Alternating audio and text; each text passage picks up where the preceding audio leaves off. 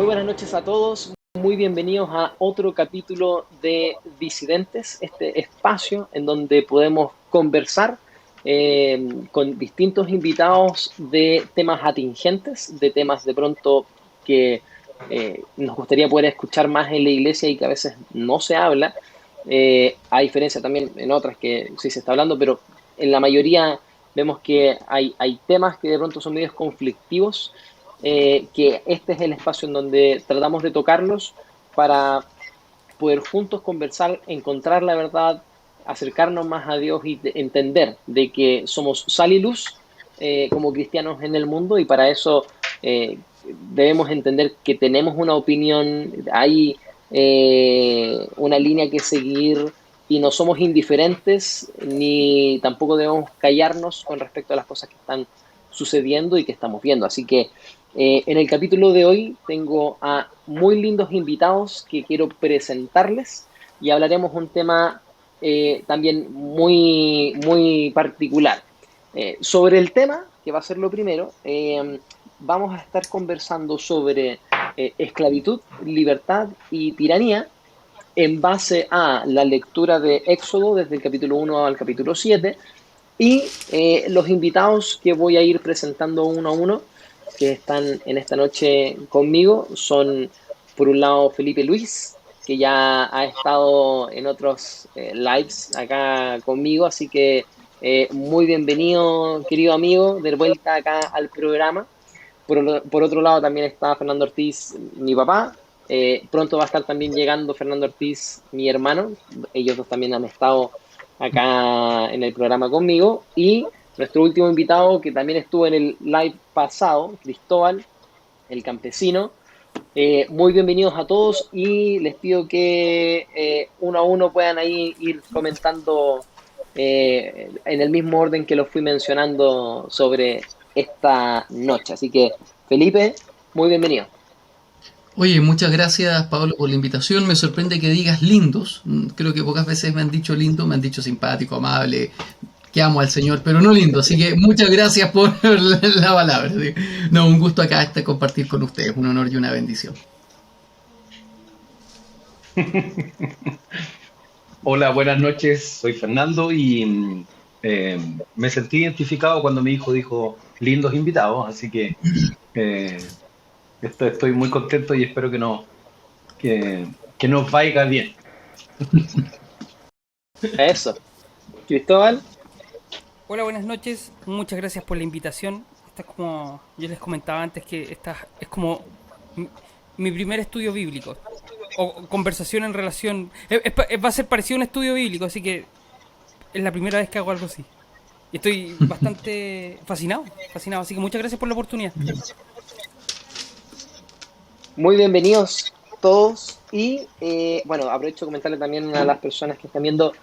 Fue un inicio medio caótico porque tuve unos problemas de configuración, el computador no me estaba rindiendo, un montón de tras bambalinas, que por ende si de pronto miro hacia este lado, miro hacia ese lado, miro acá esta cámara y estoy quizás medio disperso por distintas vistas, es porque tuve que ingeniármelas de alguna forma para hacer que esto funcionara. Gracias a Dios, siempre hay una forma de poder hacer que las cosas salgan hacia adelante y esta es la forma que logré conseguir. Así que eso, para que me tengan gracia con eso. Bueno, para dar inicio, como comenté, el tema que vamos a estar hablando hoy día tiene que ver con esclavitud, libertad y tiranía, visto desde la lectura de Éxodo capítulo 1 al capítulo 7. Para no tomarnos un tiempo tan extenso de leer todos estos capítulos, voy a realizar un resumen lo más resumido posible, valga la redundancia, un resumen cortito que encontré en el Rincón del Vago, y también con toda confianza, si los invitados quieren aportar algo a este resumen, por favor, eh, con confianza. Partimos la historia en Éxodo 1, en donde se nos habla sobre eh, la descendencia de Israel, que fueron creciendo, se multiplicaron finalmente en Egipto gracias a que José había traído a sus hermanos y a toda la familia. Pasa que muere Faraón y asume un Faraón que no conocía sobre todas aquellas cosas que José había hecho, y le da temor que el pueblo de Israel está creciendo y dice: voy a esclavizarlos y que me sirvan como mano de obra para evitar que ellos se hagan aliados con nuestros enemigos y que nuestros enemigos nos atacan, y finalmente los toman como esclavos y los hacen hacer labores forzosas, y ahí comienza el periodo de esclavitud del pueblo de Israel. En este periodo, Faraón manda matar a todos los varones que sean hebreos, y nace Moisés, que su madre, para tratar de protegerlo, quizás muchos vieron la película de monitos animados de Moisés. Bueno, la historia verdadera tiene cosas que en la película no hay, así que creo que es importante igual que lo puedan leer en sus casas para asombrarse y decir: ah, no era como la película, que me pasó a mí porque no lo leí hace tiempo. Y en simples palabras, la madre pone a Moisés en esta cesta, la pone sobre el agua cerca de unos juncos, y sale la princesa de Egipto con sus sirvientas, ven esta canasta, rescatan al niño de las aguas y lo adoptan. Finalmente, Moisés crece, empieza a ver lo que sucede con el pueblo de Israel, que eran esclavos bajo Egipto, se vuelve un rebelde por algunas acciones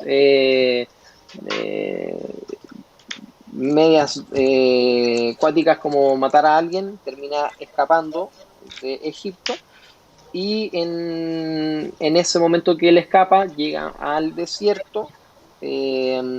Allí finalmente, por circunstancias, conoce a Jetro, que es Jetro o Jetro. Jetro. Como tú quieras decirlo. Jetro. Jetro. Jetro. Se casa con la hija de Jetro. Jetro. Se casa con la hija de Jetro, tiene hijos, está pastoreando las ovejas en el desierto, se le pierde, y ve una zarza que está ardiendo, se acerca a verla porque se asombra, y Dios le habla y tiene un encuentro con él. Y Dios le dice: tú vas a liberar al pueblo porque yo he escuchado su clamor.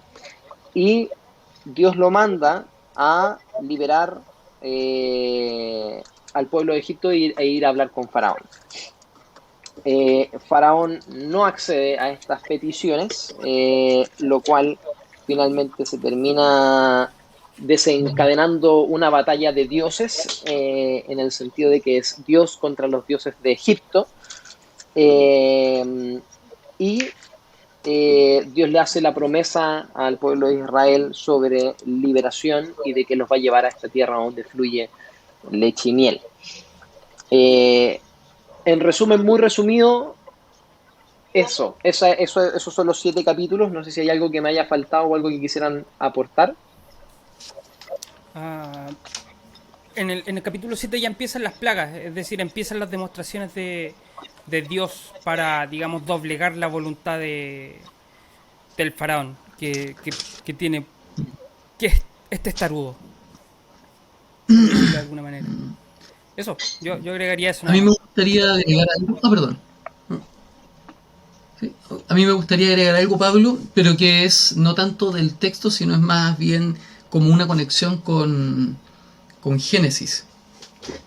Y es que en los textos hebreos, cuando tú ves cómo inicia el texto de Éxodo, lo inicia con un y o con un ahora, dando la idea de que hay una continuidad entre el Génesis y hay una continuidad con el Éxodo, porque hay corrientes, digamos así, progresistas en la interpretación, que plantean que Génesis y Éxodo tienen distintos autores, que no fue realmente Moisés, sino que fueron personas que vinieron muchos años después, que hicieron recopilación de historias. Sin embargo, si somos bien fieles al texto, que esto no se nota tanto cuando lo vemos en español, pero cuando nosotros vamos al hebreo, encontramos que hay como una conjunción. Estoy tratando de usar el término porque yo no me manejo en hebreo para nada, pero que hace referencia a que termina el relato del Génesis y después diría, y ahora son los nombres de los hijos de Israel, dando la idea de que Génesis y Éxodo están conectados y que no son dos libros, aunque son dos libros distintos, están conectados porque son escritos por el mismo autor y porque siguen igual una unidad literaria y temática. Eso. Perfecto, perfecto. Muy buen comentario, Felipe, y sin duda creo que eso nos lleva, tal como tú dices, al inicio, y la mejor forma finalmente de comenzar también esta conversación es partir por ahí. Así que muy buena introducción específicamente a Éxodo 1. Ahora, Ujú. hablando de Éxodo 1, de lo que fueron leyendo, me gustaría poder preguntarles qué cosas les llamaron la atención, qué cosas, teniendo en cuenta también estos conceptos que conversábamos de esclavitud, libertad y tiranía. Ujú. Ujú. Bueno, mira, a mí me gustaría comenzar con lo siguiente. Eh, bueno, Jacob era un hombre bastante ganoso. Dice, dice la Biblia que tuvo 70 descendientes en Egipto, ¿ah? Incluyendo a José. Así que eh, era un actor cualquiera. Y más adelante, y ahora me pongo serio, pasa una situación muy curiosa. Dice, los israelitas en el versículo 7 del primer capítulo, dice, los israelitas tuvieron muchos hijos y nietos. De hecho, se Ujú. multiplicaron tanto que llegaron a ser sumamente poderosos y llenaron todo el territorio. ¿Ya? Entonces, pasa lo siguiente, tenemos esta figura del pueblo de Israel multiplicándose, llegando a ser sumamente poderoso y llenándolo todo, ¿cierto? Y dice, tiempo después subió al poder un nuevo rey que no conocía nada de José ni de sus hechos, ¿ya? Y ocurre que el rey le dice a su pueblo, miren, el pueblo de Israel ahora es más numeroso, más fuerte que nosotros, tenemos que idear un plan para evitar que los israelitas sigan multiplicándose. Si no hacemos nada y estalla una guerra, dice, se aliarán con nuestros enemigos, pelearán contra nosotros y luego se escaparán del reino.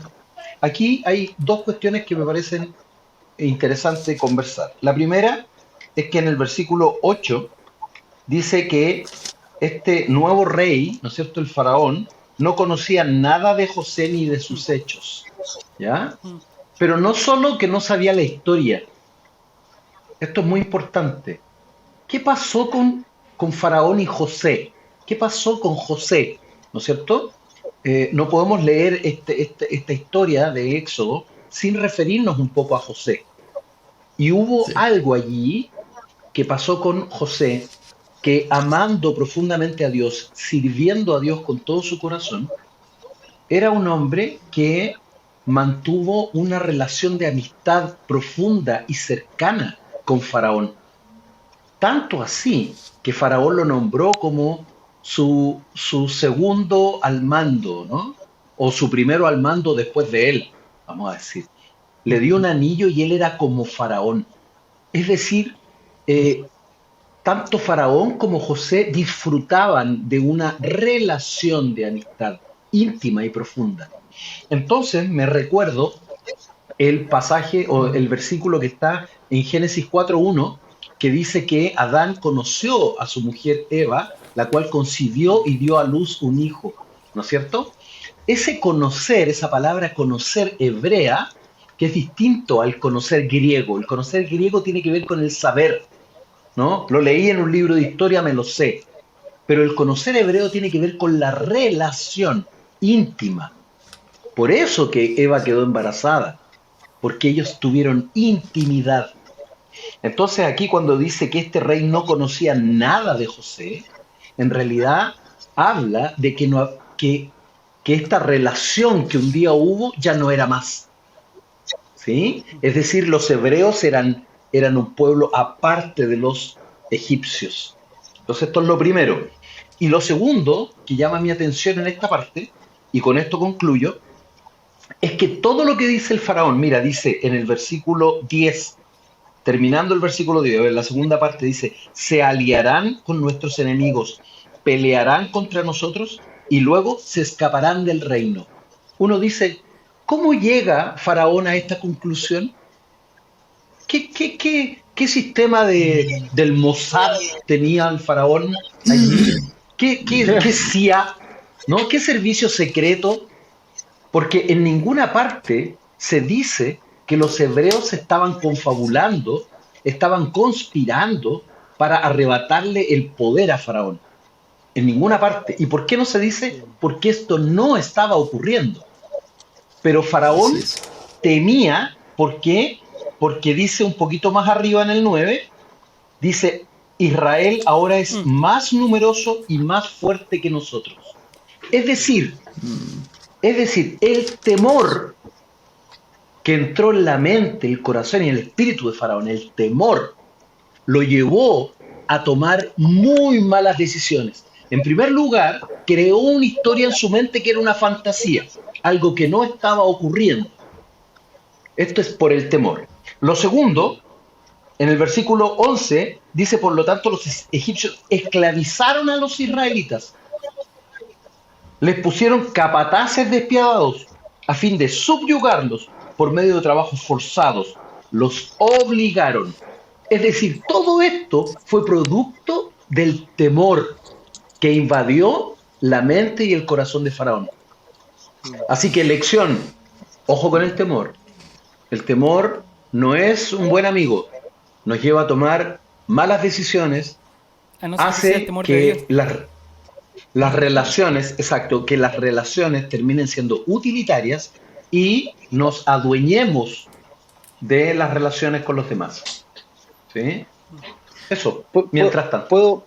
Puedo meter ahí, perdónenme, quiero que todos hablen, así que me voy a tratar yo de hablar poquito, pero me hace mucho sentido este paralelo. Voy a tocar un par de puntos. Por un lado dice, tal como tú dices en el versículo 7, se multiplicaron tanto que llegaron a ser sumamente poderosos y llenaron todo el territorio. Y esto yo creo que es un símil a lo que Dios le dice a Adán y Eva en Génesis, cuando le dice, multiplíquense, llenen la tierra, gobiernen sobre ella. Y es heavy el pensar y entender en base a esto de que en la multiplicación, y yo creo que por eso Dios nos manda también a tener hijos, ¿cachai? En la multiplicación de nosotros, de nuestras familias, hay poder, se confiere poder. Y hoy día la sociedad dice todo lo contrario, no tengas hijos, ten uno, no tengas tantos, versus antiguamente que tenían 7, 12, 11, ¿cachai? O más. Entonces creo que ahí hay un punto también bien importante. Y por otro lado, esto que tú hablas del temor, es súper importante ver lo que ocurre un poquitito más adelante con las parteras. Para mí, este se ha transformado en uno de mis versículos favoritos, tengo que decirlo. En Éxodo 1:17. Bueno, un poquitito antes, en el 15 dice, después Faraón, rey de Egipto, dio la siguiente orden a las parteras hebreas, Cifra y Púa. Cuando ayuden a las mujeres hebreas en el parto, presten mucha atención durante el alumbramiento. Si el bebé es niño, mátenlo, pero si es niña, déjenla vivir. Sin embargo, como las parteras temían a Dios, se negaron a obedecer las órdenes del rey. Entonces, tomando lo que tú dices de que Faraón entró en un espíritu de temor que lo llevó a generar control tiránico y subyugar al que tenía al frente, versus cuando tenemos temor de Dios y que cuando se nos impone hacer algo que es moralmente incorrecto, somos capaces de decir no, por amor al que tengo al frente. Entonces acá hay un paralelo bien interesante entre en quién tienes temor. ¿Tienes temor de Dios o tienes temor de tus fantasías mentales? Claro. Felipe lo veo muy concentrado que quiere hablar, así que dele. Me gustó mucho la analogía que hacen ahora, porque creo que podemos profundizar aún más en esta analogía. Y vemos la comparación, y la retomo, entre Faraón y el temor de Faraón y el temor de las parteras. El temor de Faraón lo lleva a esclavitud. El temor de las parteras lleva a liberación. Claro, porque, como muy bien dice Fernando, Faraón tenía temor no por algo que era real, sino que tenía temor a partir de las elucubraciones y construcciones mentales que él se estaba haciendo. Y eso lo lleva a él a ser esclavo de su miedo a tal punto que termina dañando a miles de familias y de niños. Él era esclavo. Lo tremendo es que Faraón era esclavo. Siendo Faraón, él ya era esclavo en su mente y en su espíritu. Paralelamente, las parteras, ellas eran mujeres libres, porque el temor a Dios no es lo mismo que el temor a los hombres. El temor a los hombres esclaviza, pero el temor de Dios o el temor a Dios trae libertad por una razón muy sencilla. Porque el temor a Dios es, y la Biblia habla y lo dice, el temor a Dios es limpio. De hecho lo dice en el Salmo 19, cuando dice, y la ley de Jehová es perfecta, que convierte el alma, dice, el temor de Jehová es limpio. Es decir, cuando dice que es limpio, hace referencia a que no hay dobles intenciones, a que no hay una intención por debajo o una angustia o algo. El temor a Jehová es limpio. Y ese temor hizo que estas parteras dejaran de ser esclavas en su espíritu y en su mente, a diferencia de Faraón, que era esclavo en su interior. Eso. Oye, me gustaría meter la cuchara, si puede, de poder ser, para poder complementar un poco eso mismo. Que pasa algo súper interesante con lo que está diciendo Felipe, que tiene que ver con dónde está puesto un poco el temor. Yo creo que con el Cristóbal hemos hablado varias veces de que nosotros tenemos ciertas cualidades que Dios nos da por algo, ¿no? Entonces, si bien el temor, el faraón lo mal utiliza, las parteras lo utilizan bien, porque el temor también es algo que nos dio Dios, ¿no? El temor es aquello que te avisa un poco del peligro, ¿no? Y entonces es interesante porque esto tiene mucho que ver con cosmovisiones. Y en cosas tan pequeñas como por ejemplo en relaciones, que uno puede ver de repente estas parejas que se pasan todo el tiempo controlando, y que te reviso los mensajes, que te reviso y qué es lo que estaba haciendo, con quién estaba haciendo, y eso tiene que ver con un miedo. Tiene que ver con un miedo a tiene que ver con una inseguridad, con un miedo a que me dejen, a que me sean infiel, a que me mientan, etcétera. Tiene que ver con el miedo, y este miedo te lleva al control. El miedo lleva al control. Por eso me parece súper interesante la forma en la que el faraón tiene miedo e intenta controlar. Que eso es muy loco. Sin embargo, las parteras tienen miedo, pero cuando tú tienes miedo de Dios, es súper interesante lo que pasa, porque no es relativo. Entonces, tu miedo no está puesto incluso en la circunstancia en sí misma, sino que está puesto en algo sólido, que es Dios. Por ende, tu precaución tendrá que ver con no traspasar límites que son más límites que son trascendentes, como los límites de Dios, ¿no? Entonces las parteras llegan y dicen, ojo, nosotros no vamos a traspasar este límite. Por más miedo que yo le tenga al faraón, yo le tengo más miedo a Dios. Y solamente por notar, y con esto dejo el micrófono abierto, que esto, por ejemplo, cuando uno habla de toda la escritura, de toda la Biblia, del cristianismo en su totalidad, es cuando uno dice, esto tiene que conversar cuando Jesús dijo, denle al César lo que es del César. Aquí es cuando nosotros como cristianos tenemos que entrar las cosas en contexto. Que hay ciertos puntos donde uno tiene que obedecer la autoridad, y hay ciertos puntos que cuando la autoridad pasa de lo que Dios quiere, uno tiene que tener más temor a Dios en ese sentido. Sí. Tremendo. Bueno, Cristóbal. Sí, bueno, con respecto, es curioso porque en realidad yo no me había concentrado tanto en la parte del temor a Dios, pero ahora que lo mencionan, Es bastante interesante, sí. Porque, primero que todo, yo diría que el temor del faraón me causa gracia porque pienso que el faraón está demostrando algo así como personalidad limítrofe. Que, digamos, está tratando en tratar de evitar que quede la embarrada, digamos, hace que quede la embarrada, básicamente. Y que eso es lo que le pasa a una persona limítrofe, que en tratar de no perder a una persona, en cuanto a las acciones que toma, termina perdiendo a esa persona. Así que pero parece un chiste, pero en realidad yo creo que eso habla inmediatamente del tipo de persona que era el faraón. Porque primero que todo tenía este miedo de perder su poder. Claramente a eso le tenía miedo, no le tenía miedo a Dios, tenía miedo de perder su poder y creo que eso se puede extender al hecho de que el faraón tenía miedo de perder su vida. Y una cosa de la cual uno se puede enterar más adelante a lo largo de la lectura de la Biblia es que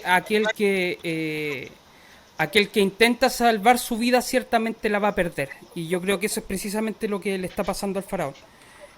Cosa que es distinta en el caso de las parteras, que lo que están haciendo es básicamente tenerle miedo a Dios, porque entienden perfectamente que las consecuencias de sus actos en relación a lo que es desobedecerle al faraón y desobedecerle a Dios básicamente no tienen comparación. Entienden perfectamente que es mucho peor el desobedecerle a Dios porque finalmente están preocupadas más bien de su salvación, o sea... y curiosamente eso es desapegarse de su propia vida, de la vida terrenal que tienen. A mí eso me parece muy curioso. Cosa que el faraón no está haciendo todo lo contrario. Por otro lado está el hecho, algo que se sale un poco de esto, es que...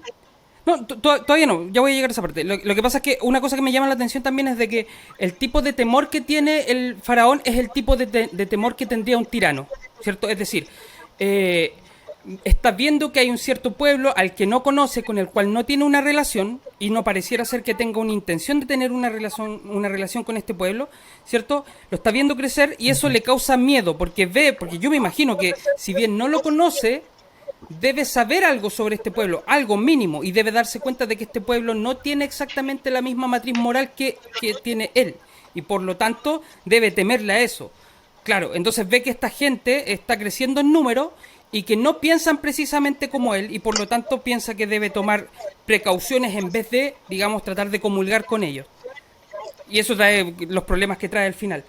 Y otra cosa que me llama mucho la atención es el hecho de que me parece, y les pido que me corrijan si me equivoco, que de alguna manera las parteras le mienten al faraón. ¿Cierto? Pero no sé si llamarle mentira en el fondo. No sé si llamarle mentira a eso, sino es como lo que uno podría entender hoy día como una mentira blanca, pero yo no creo que sea una mentira. Creo que es otra cosa. Eso debería tener otro nombre. Tal vez lo tiene. Yo creo que intencionalmente quizás llegaban tarde, como para así tampoco tener que mentir. Sin embargo, ahí quiero tocar un punto y también quiero dejar acá abierto el micrófono con respecto a este punto, que es el tema de las parteras, porque yo estoy súper impresionado con ellas. Si se fijan, Éxodo parte hablando de los nombres más importantes de Israel, los nombres más importantes de las tribus. Y los otros dos nombres ni siquiera se menciona el nombre de Faraón, pero se mencionan los nombres de las parteras. Sí. Y dice acá, como las parteras temían a Dios, se negaron a obedecer las órdenes del rey. Más adelante en el 20 dice, por eso Dios fue bueno con las parteras. En el 21, les concedió su propia familia. Entonces, empecé a averiguar un poco sobre las parteras y encontré algunos autores que habían escrito sobre ellas.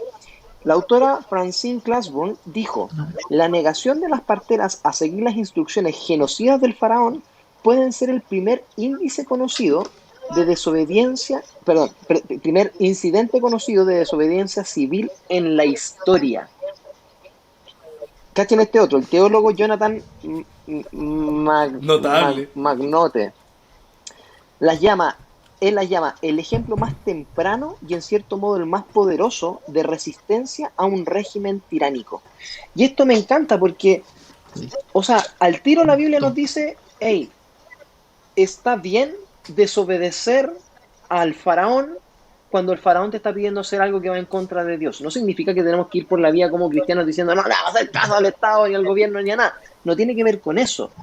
Pero tiene que ver con decir, hey, no todo, típico de Romanos 13, no es que tenemos que obedecer a toda autoridad. Viejo, lee acá, Éxodo 1, ahí está, ¿cachai? Como, no es toda autoridad, porque no toda autoridad es la autoridad que habla Romanos 13, que dice que son aquellos que castigan a los que hacen lo malo y recompensan al que hace lo bueno. En este caso, Faraón no estaba haciendo lo bueno, al contrario. Entonces, como que yo quedé súper impactado de que este acto de desobediencia civil llevó a que sus nombres quedaran escritos por siempre en la Biblia. ¿Qué piensan de esto? Amén. Es bien interesante porque diría yo que de hecho la acción o la inacción de las parteras, digamos esta desobediencia hacia el faraón, permitió que naciera Moisés. Para empezar, o sea, cobran más importancia aún, o sea, están haciendo este contraste entre lo que es el temor del faraón, que es un temor tiránico, cierto, paranoico, y luego está el temor a Dios, que genera recompensa, y uno más adelante se va a dar cuenta de que el temor del faraón lo que va a generar es muerte, no solamente para él, bueno, no sé si al final, no, creo que sí, se muere, ¿cierto? Se muere, porque sí, este faraón en particular muere, sí. Sí, muere. Entonces le va a generar muerte a él y le va a generar muerte a todo su pueblo y a todos los que le siguen. De hecho, si no me equivoco, aquí me estoy adelantando un poco, si no me equivoco, en algún momento me parece que Dios deja abierta la posibilidad de que más personas pongan sangre sobre las puertas de sus casas para evitar que sus primogénitos mueran, me parece. No estoy seguro de esto, tal vez estoy especulando demasiado. Y por lo tanto tal vez abre la posibilidad de que se salven más personas, digamos, como que permite que más personas caigan en ese temor de Dios. Pero eso. Y eso, claro, después ocurre el nacimiento de Moisés. Y creo que fue gracias a las parteras. Realmente tienen un lugar privilegiado en la historia, diría yo. Es notable como en este libro súper machista, patriarcal, que trata pésimo a las mujeres porque Pablo dijo, compórtense en la iglesia,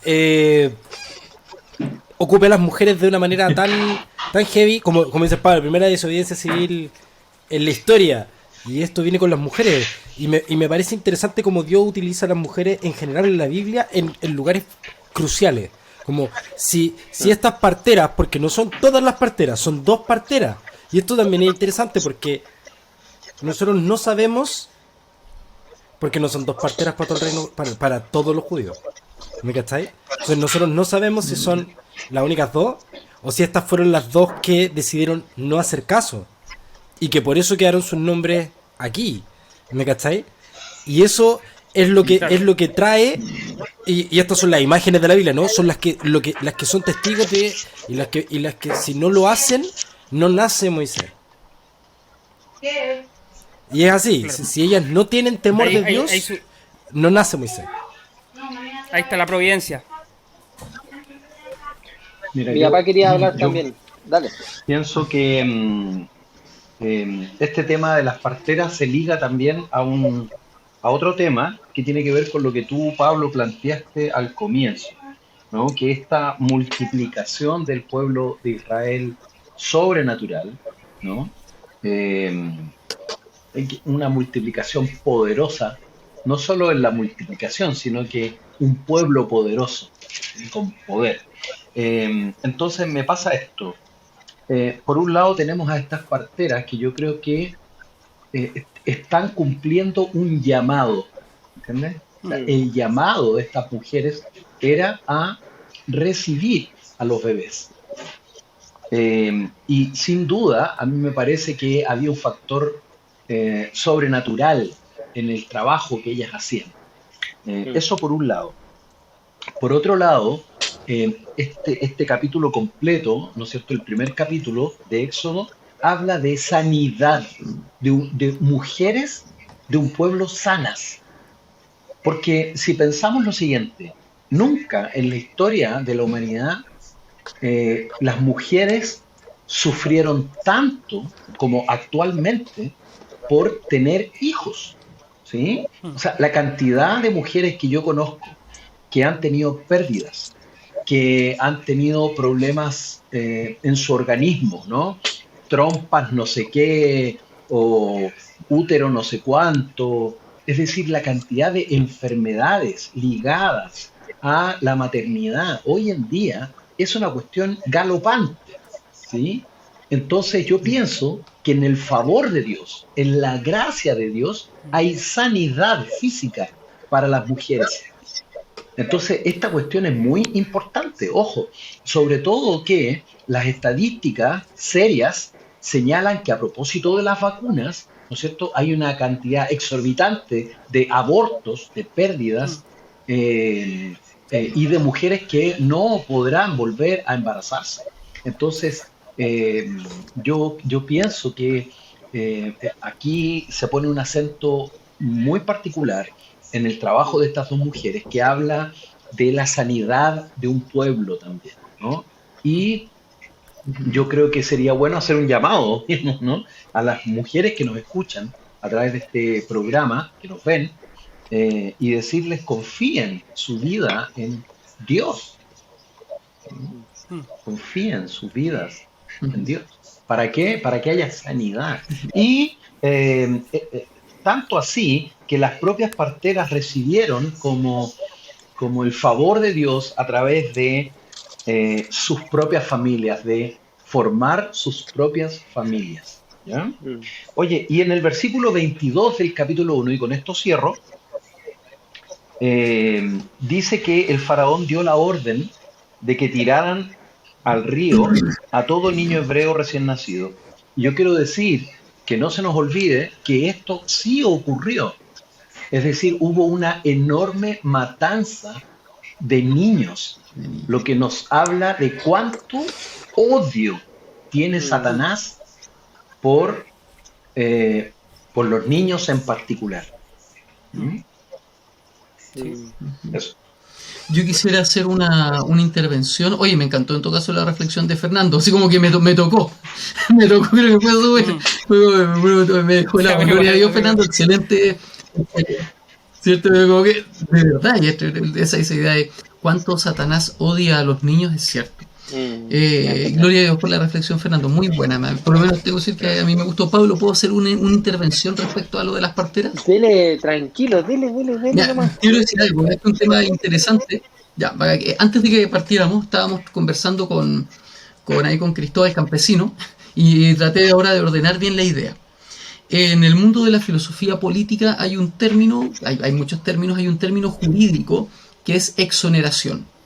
Y el término exoneración refiere a lo siguiente, y lo digo en función de las parteras, a que el juez o la autoridad perdona la transgresión de la ley cuando esa persona transgredió la ley por obedecer un principio moral superior.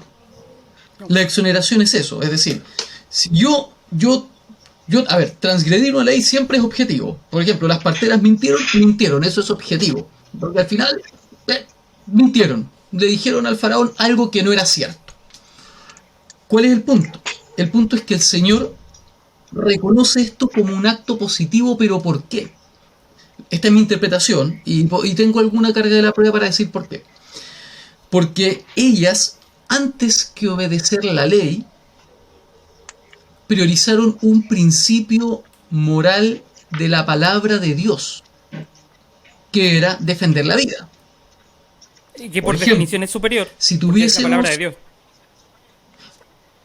Exacto, y queríamos el punto. Por ejemplo, superior. Por ejemplo, voy a dar un ejemplo concreto. Si hoy día, o no, voy a tomar mejor ejemplos de la Biblia. Por ejemplo, encontramos casos en la Biblia, yo me acuerdo ahora de 3: David, Daniel y los amigos de Daniel. Daniel, ¿qué hizo? Oró a Dios, aun cuando, en este caso, el rey, el emperador de Babilonia, del imperio medio persa en ese momento, había dicho que no podían adorar a ningún dios más que a él. Daniel rompió la ley, pero eso fue agradable a Dios. ¿Por qué? Porque por sobre esa ley que había impuesto el hombre estaba el principio y la palabra de Dios, que era buscarlo y orar. Los amigos de Daniel, algo parecido. No se inclinaron a adorar a la estatua de Nabucodonosor y desobedecieron la ley del hombre porque priorizaron un principio de la palabra de Dios. David también hace eso en un momento. Cuando David come los panes de la proposición, que eso era dado solamente para los sacerdotes, con el propósito de salvar su vida y la vida de sus valientes. Y la Biblia señala que eso fue agradable ante los ojos del Señor. ¿Cuál es el punto? Y esto no es para validar romper la ley, es sino más bien para mencionar un concepto que es el concepto que dijo Fernando de cosmovisión bíblica. Nosotros podemos tener una lectura simplista de la Biblia y decir, Romanos 13, que encuentro que es un pasaje muy interesante para analizar bien. Dios puso las autoridades, por lo tanto siempre vamos a obedecer a las autoridades y podemos usar ese pasaje como excusa para nosotros estar cómodos, para no tener problemas con las autoridades políticas, pero finalmente seguir la ley y decir que no estamos pecando, pero ir en contra de un principio de Dios. O podemos romper la ley, que es algo que está jurídicamente mal, pero que al Señor le agrada, si solo si es para priorizar uno de sus principios morales. Y con esto cierro. Nosotros como cristianos hoy día, en especial hoy, con la ideología de género, con la educación sexual integral que se está metiendo muy fuerte en nuestra sociedad hoy más que nunca, estamos llamados a hacer la siguiente pregunta. ¿Qué voy a hacer yo? Voy a decir, no voy a desobedecer a la ley y voy a promover estas ideas pro LGTBIQ+, lo que sea, o voy a no obedecer la ley porque priorizo lo que el Señor dice en su palabra acerca del diseño de Dios para la familia. Eso es exoneración. Cuando Dios dice, sí, rompiste una ley de los hombres, pero para priorizar un principio que yo le he dado a las personas. Y creo que ese es el punto al que nos reta, que tengamos una visión bíblica y discernir. Andemos como sabios y no como necios, entendiendo los tiempos porque los días son malos. Eso. Dale. Oye, es súper interesante lo que Felipe plantea, y yo le quiero dar un giro a esto que él plantea, porque claro, es difícil ponerse en los zapatos de Dios. Dios, ¿qué estabas pensando tú? ¿Qué es lo que tú estabas priorizando? Pero mi experiencia señala lo siguiente. A ver, mira, cuando Dios creó en Génesis a Adán y a Eva, ¿no es cierto? Dice la Biblia, o nos enseña de alguna manera en Génesis, que Dios salía a caminar y a compartir su tiempo con Adán y con Eva incluso, ¿no? Por lo tanto, ellos tenían una relación allí, una relación de intimidad. De nuevo volvemos, que para mí es una cuestión súper importante, la relación, ¿ya? Entonces, tanto así que Dios les dijo, oye, mira, aquí pueden comer de todo, chiquillos, ¿ya? Esto es all inclusive, excepto del árbol, dice Génesis 2:17, dice, excepto del árbol del conocimiento del bien y del mal. Por lo tanto, cuando ellos comieron del fruto, ¿no es cierto?, lo que se quebró allí fue la relación, ¿entiendes? Y de ahí en adelante, ellos comenzaron a vivir su vida a partir de el bien y el mal, ¿no? Del conocimiento del bien y el mal. Así dice la palabra. Entonces, ¿qué es el bien y el mal? ¿No es cierto? ¿O qué hay detrás del bien y el mal? No solo es una cuestión moral, sino que tenemos que establecer, los hombres tenemos que establecer lo que es bueno versus lo que es malo. Y si establecemos lo que es bueno versus lo que es malo, lo que estamos haciendo es escribir una ley, ¿sí? Entonces entramos en el periodo de la ley de Dios, ¿ya? Es decir, entonces, luego en Éxodo, viajamos a Éxodo, a estos pasajes de las parteras, o de todos los ejemplos que Felipe dio, y yo veo exactamente el mismo patrón. Es decir, veo que Dios da una instrucción que es considerada ley, ¿no es cierto? A partir del momento en que lo dio, en el contexto que lo está dando. Pero ¿qué está privilegiando Dios? Para mí, Dios está privilegiando no la exoneración, no el principio, está privilegiando la Ya. relación. ¿Ya? Entonces, esto se ve en el versículo 17 de Éxodo 1, donde dice que las parteras temían a Dios. ¿Sí? Temían a Dios. ¿Qué significa esto?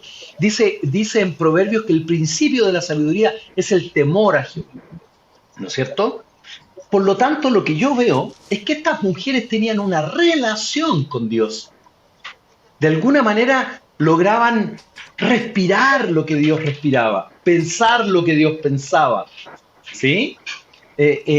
Estaban sumergidas en el corazón de Eran Dios. santas. ¿No? Entonces, así lo veo yo. Y, por lo tanto, lo que ocurrió a posteriori es que Dios exonera, como bien dice Felipe, pero a partir de que Él privilegia la relación por sobre la ley. ¿Sí? Es un poco lo que pasa en las iglesias hoy en día, ¿no? Las iglesias hoy en día están llenas de maestros que te enseñan cómo interpretar la Biblia, ¿sí? O qué dice en tal pasaje, o el hebreo original dice tal cosa y el griego dice esta otra. Mira, las iglesias están sobreenseñadas, pero ¿qué le falta? Relación.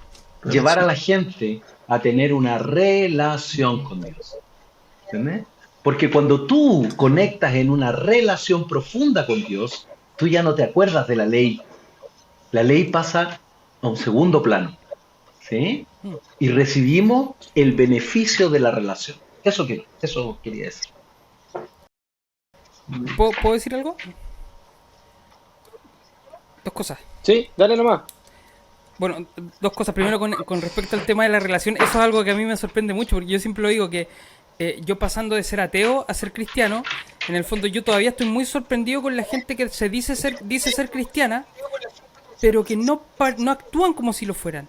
Es decir, yo no puedo evitar querer hablar de esto con todo el mundo, contarle a todo el mundo. No puedo evitarlo, quiero hacerlo, necesito hacerlo, porque creo que es sorprendente y que la gente necesita saberlo. Y no puedo entender cómo tanta gente cristiana pareciera ser que le aburre el tema. No lo entiendo, de verdad que no lo entiendo. La explicación es más o menos sencilla, diría yo, y es que básicamente estas personas están mintiendo. No son cristianos, no creen en lo que dicen creer. Creo que esa es la explicación, básicamente. Ahora, después de eso, diría yo que una cosa que me llama mucho la atención es que en el nacimiento de Moisés, voy a pasar al capítulo 2, permiso,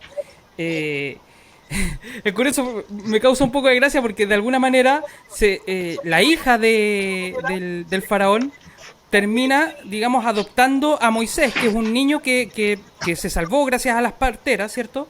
Y que tuvieron escondido por 3 meses, pero luego ya no lo pudieron esconder más, por lo tanto lo pusieron en esta canasta y lo lanzaron al río de tal manera que alguien lo encontrara. Supongo que ese era su objetivo. Y claro, lo encontró la hija del faraón y lo adoptó, sabiendo que era un niño hebreo, porque lo sabía.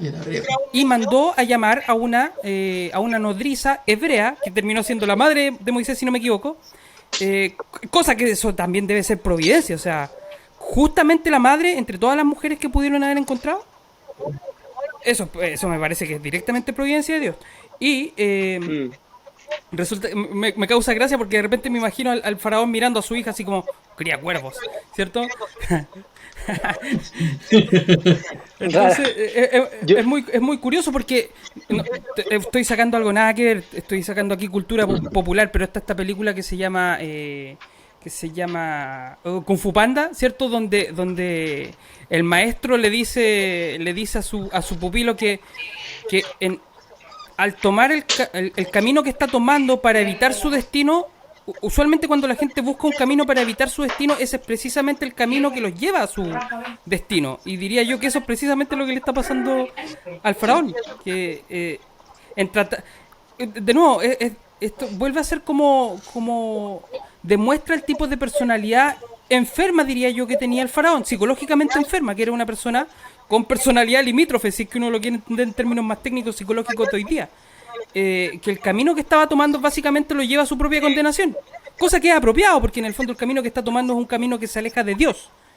A diferencia de las parteras, ¿cierto? Que toman el camino de Dios y son recompensadas. Eso es lo que tenía que decir, como para partir el capítulo 2. Yo quiero ahí tomar un par de cosas. Por un lado, volviendo a lo que estaba mencionando mi papá sobre relación, estuve leyendo esta semana Salmos 46:10, que dice, perdónenme acá el francés, Rafa yada ki anoki Elohim. ¿Qué tal? Lo estoy practicando.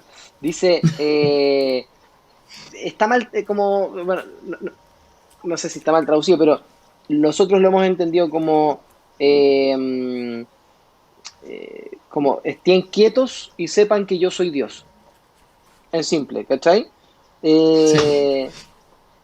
Y la palabra de estar quietos es Rafa, pero no es Rafa de Dios sana, es Rafa con una H entre medio.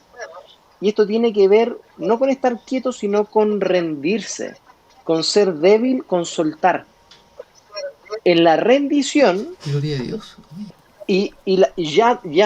la palabra yada tiene que ver con conocer, pero conocer un poco como decía mi papá con esto del Génesis, cuando Adán y Eva conocían a Dios, tenían una relación con Dios. Cuando nosotros logramos soltar, ser débiles, no tratar de ser como Faraón, que por temor y control tratamos de agarrar todo y nosotros dirigirlo y subyugar finalmente al otro, sino soltar el control, rendirnos a él, logramos conocer por relación que él es Dios. Que Quiero, es como el total, es como la perspectiva contraria de lo que hace finalmente Faraón. Dale, Cristóbal. puedo hacer un paréntesis cortito. Es muy curioso lo que tú estás mencionando porque creo que más adelante esto se nota. Creo que lo que tú estás diciendo, otra forma de entenderlo, es como uno no compite con Dios. El faraón estaba compitiendo con Dios, básicamente. Uno no compite con Dios. Y una cosa muy interesante es que más adelante Moisés se va a encontrar con la zarza ardiendo, ¿cierto? Y a mí me parece maravilloso esa forma que tiene Dios de presentarse, porque la zarza arde, digamos, está envuelta en fuego, pero no se quema, ¿cierto? Es decir, Dios no compite con su creación, ¿cierto? ¿Por qué nosotros haríamos eso? Básicamente, todo lo que Dios toca lo enaltece. En este caso, la zarza, Dios no está compitiendo con la zarza ni la zarza con Dios. Por lo tanto, ¿qué pasa con esa zarza? Que se enaltece, ¿cierto? Y eso es precisamente lo que nos pasa a nosotros cuando no competimos con Dios y lo dejamos y participamos y cooperamos. Eso. Sí, ahí, mi papá quiere decir un par de cosas. Pero no, cortito, solo decir a lo que está diciendo Cristóbal, que tiene mucha razón, en el primer aspecto sobre todo, que es el hecho de que uno compite, ¿no es cierto?, con sus iguales, cuando uno cree que son iguales, si no, no hay competencia, digamos, ¿me entiendes? Entonces, no te olvides de que Faraón era considerado un dios, ¿sí? Esa era la figura, el faraón era un dios para los egipcios. Entonces, se estaba enfrentando a este dios de los hebreos. Por lo tanto, él consideraba que sí había una competencia. ¿Entiendes? Claro. Él. Claro. Por su lado creía que... Pero lo que pasa es que también... Yo quería agregar algo, pero no sé si Fernando te había pedido primero la palabra. Dale, Feña. Complementar un poquito lo que decía mi papá, que también hay algo aquí en el capítulo 1 que habla acerca un poco de que hay un tema sobrenatural que pasa con el pueblo hebreo. ¿Cachai? Con el pueblo de Israel pasa algo sobrenatural, porque dice, se multiplican y no paran de multiplicarse, y un poco más adelante va a decir como, y los hombres no paran de ser saludables y fuertes y cubren la tierra, y el faraón les tiene miedo porque también pasa algo sobrenatural cuando tú vives bajo la ley de Dios. ¿Me cachai? Y Dios hace cosas sobrenaturales con eso. Y esta es la historia de la iglesia durante toda la vida. De toda la iglesia. Entre más opresión y más persecución hay de la iglesia, más prolifera la iglesia. Por eso es un fenómeno súper extraño, ¿no? Que en los lugares donde hay más totalitarismo, donde la gente es más perseguida, es donde más prolifera el cristianismo, es donde más llega Dios. Y eso claramente, poniéndolo un poco en perspectiva con lo que decía mi papá, el faraón viéndose a sí mismo como un dios, de empezar a competir con este dios, porque este dios está, esta forma de vivir con respecto al Dios de verdad versus el mundo, es lo que pasa hoy en día. Y es que el mundo no entiende cómo viven los cristianos, y cuando los cristianos proliferan, un poco como Ned Flanders con Homero, que Homero lo detesta, pero nunca llega a la conclusión de debería hacer lo mismo, sino que es yo como con mis propios pretextos debería poder llegar a hacer lo mismo. ¿Me cachai? Porque lo que él cree es falso, porque yo soy el verdadero Dios. Y eso es muy interesante. Dale, Felipe. Claro, Espera, que justo estaba Felipe ahí. Oye, la dale, verdad lo estoy dale, pasando dale. muy bien. Me estoy entendiendo, uno porque no había visto, de verdad, uno está haciendo, no sé si esto sale al aire o no, queda grabado, pero de verdad está siendo de mucha bendición para mí las intervenciones aquí de los compañeros, colegas, hermanos, ex ateos, recién convertidos, también ahí, incluyendo al Cristóbal. Yo no había, fíjate que yo he analizado mucho el concepto de exoneración en la Biblia, pero no había llegado a la profundidad de considerar que por sobre la exoneración está el concepto de relación. Así que no voy a redundar en lo que dijeron porque creo que es muy acertado. Otro dato técnico nada más, dato rosa. El faraón se consideraba en el mundo egipcio como Horus vivo o Horus encarnado.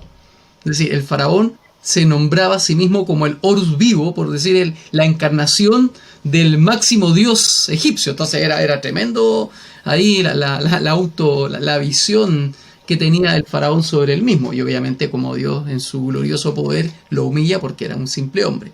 Respecto a las parteras, y ya que estábamos hablando del tema más allá de la exoneración, ahora de la relación, me venía a la mente dos pasajes. Y quiero mencionar uno y después otro. Uno que no me acuerdo dónde está y el otro voy a decirlo. Pero hay uno que dice así: Dios no les ha dado a ustedes un espíritu de temor o de cobardía, sino de amor, de poder y de dominio propio. Cuando nosotros queremos entender qué es la valentía bíblicamente, la valentía bíblicamente es amor, poder y dominio propio. Y esto podríamos tal vez hacer un tremendo análisis y una interpretación de que pareciera que en algún nivel eso hubo en las parteras. Si es que efectivamente, como tomo lo que dicen Fernando, Cristóbal, aquí también, y los dos Fernandos, con respecto al tema de la relación con Dios. Ahora, creo que es importante mencionar el concepto de la valentía, porque nos debería a nosotros como cristianos confrontar, porque si nos vamos a Apocalipsis, capítulo 21, versículo 8, dice así: aún pero los cobardes y los incrédulos y los homicidas y los fornicarios y los idólatras y hechiceros y los mentirosos tendrán su parte en el lago de fuego y de azufre, que es la segunda muerte. Y a mí siempre me ha llamado la atención que dice que los cobardes. Mira, la Biblia pone a la cobardía al nivel de la hechicería, de los fornicarios, de los homicidas, de los idólatras, de los mentirosos. Y ahí nosotros nos tenemos que hacer una pregunta como cristianos. Entendemos que estas dos parteras, que nos hemos quedado mucho en las parteras, pero gloria a Dios porque se puede extraer mucho de ellas, son un ejemplo de valor. Ahora, ¿cuánto más valor no debemos tener nosotros los cristianos ante regímenes totalitarios, anticristianos, ideologías que se buscan imponer, sabiendo que Dios no nos ha dado un espíritu de cobardía? Porque Dios nos dio el Espíritu Santo. Y si tenemos el Espíritu Santo, estamos capacitados para tener amor, poder y dominio propio. La pregunta es: ¿puedo ser cristiano y al mismo tiempo ser cobarde? Parece que la respuesta es no. Incluso tanto así porque la Biblia dice que de los valientes es el reino de los cielos. Valientes no por su fuerza y su capacidad, sino valientes porque han sido capacitados por el Espíritu Santo, por esta relación que muy bien dice Fernando, para poder vivir la valentía de Dios, que es la valentía que tuvo Jesús. Que es la valentía que tuvo Jesús, la valentía que tuvo Pedro, la valentía que tuvo Santiago, Jacobo, Juan, Pablo. Esa valentía que viene por el Espíritu Santo, por la relación con el Señor, es la que tenemos que tener nosotros. Y ya la vemos de una forma incipiente o prototípica en, por ejemplo, estas dos parteras, que temieron más a Dios que a los hombres. Eso. Tremendo, tremendo. Oye, esto ha sido, o sea, está siendo, ¿no? No ha sido, todavía falta, vamos a seguir. Espero que estemos bien de tiempo, espero que nadie se tenga que ir todavía. Pero estoy muy contento y estoy sacando nota de hartas cosas que van hablando, así que sigan nomás comentando. Oye, Quiero tomar el... bien cortito te iba a decir que de repente la gente dice así como, ¿cómo llevan 2000 años de cristianismo y no saben qué más inventar? Y es como, nosotros llevamos una hora hablando de un capítulo, de uno solo. Imagínate que nosotros podemos hacer exactamente lo mismo solamente con Juan 3:16. Sí. Y por cierto, creo Claro. que en este tipo de conversaciones se nota la inspiración divina de la Biblia, porque uno no solamente puede extraer una cantidad de significado enorme de un pequeño extracto de ella, sino que uno puede encontrar estas conexiones múltiples con otros pasajes de la Biblia, tanto del Antiguo Testamento como del Nuevo Testamento. Cosa que es extraña, porque ese nivel de conexión que hay de interconexión que hay en la Biblia, es algo que yo pocas veces me he encontrado en otra parte, la verdad. Creo que los seres humanos son capaces de intentar imitar algo como esto, pero no a este nivel. Yo nunca había visto discusiones. Yo como ateo, por supuesto, cuando era ateo, no me dedicaba a escuchar discusiones de este tipo. Hoy día sí me dedico un tanto a escuchar discusiones de este tipo y a tenerlas yo también. Y me doy cuenta de que la profundidad que se puede alcanzar en este tipo de conversaciones es otra cosa. Es algo que los ateos ignoran por completo, porque parten por la premisa de que las personas que son creyentes, ¿cierto? Y que se toman esto en serio, en el fondo son personas dementes, son personas locas, ignorantes, etcétera, al punto que no llegan a tomarse el tiempo de escuchar el tipo de discusiones. De hecho, a mí me llamó mucho, una cosa que a mí me llama mucho la atención es el hecho de que en el momento en que uno traspasa la barrera de si Dios existe o no existe, la discusión que ocurre después, es decir, Dios existe, ok, ahora hablemos sobre Dios. Esa discusión es tremendamente más interesante y compleja y desafiante que cualquier conversación que tengan los ateos. Yo lo digo en serio, yo sé que muchos ateos podrían enojarse conmigo y decir, oh, nos está tratando de tontos, de ignorantes. No de tontos, pero sí de ignorantes. Sí. Eso me atrevo a decirlo.